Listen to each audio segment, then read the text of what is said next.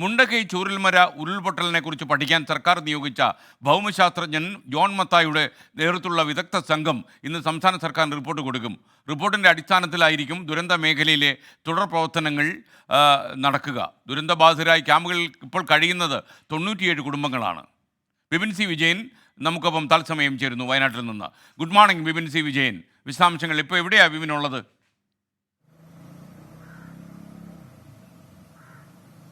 Good morning S K N. ഞാൻ മേപ്പാടിയിലാണുള്ളത്. പ്രധാനപ്പെട്ട ഒരു ക്യാമ്പ് പ്രവർത്തിക്കുന്നത് മേപ്പാടിയിലാണ്.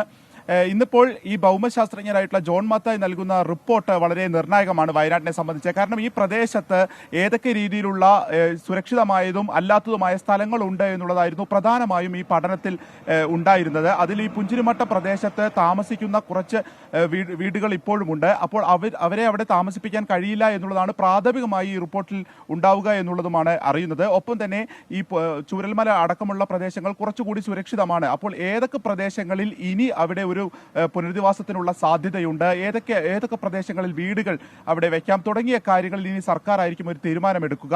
അപ്പോൾ ഇതിന്റെ ഒരു ഉരുൾപൊട്ടലിന്റെ വ്യാപ്തി എത്രത്തോളമുണ്ട്, അവിടെ ഇനിയുള്ള ഒരു പുനരധിവാസം, അവിടെ ഇനിയുള്ള താമസം എത്രത്തോളം സുരക്ഷിതമാണ് തുടങ്ങിയ കാര്യങ്ങളിലായിരിക്കും ഇന്ന് ഈ ജോൺ മത്തായിയുടെ റിപ്പോർട്ടിന്റെ അടിസ്ഥാനത്തിൽ സർക്കാർ തീരുമാനമെടുക്കുക. ഒപ്പം തന്നെ ഇപ്പോൾ 97 കുടുംബങ്ങൾ വിവിധ 5 ക്യാമ്പുകളിലായി ഈ പ്രദേശത്തുണ്ട് എന്നുള്ളതാണ് സർക്കാർ പറയുന്നത്. പക്ഷേ അപ്പോൾ പോലും ഈ ഒരു അവ്യക്തത അവിടെ ഉള്ള ഈ ദുരന്തബാധിതരെ സംബന്ധിച്ചിട്ട് ഉണ്ട്.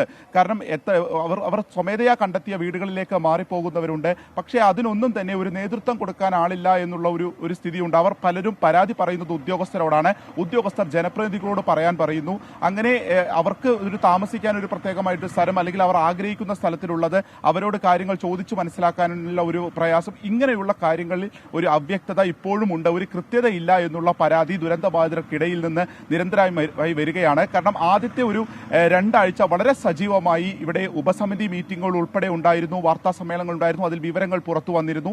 ഇപ്പോൾ അത് നിലച്ചിട്ട് തന്നെ ഏകദേശം ഒരാഴ്ചയായി. അതുകൊണ്ട് തന്നെ അത്തരത്തിൽ കൃത്യമായി DNA ടെസ്റ്റുകളുടെ ഫലം എത്രത്തോളമായി തുടങ്ങിയ കാര്യങ്ങളൊന്നും തന്നെ പുറത്തു വന്നിട്ടില്ല.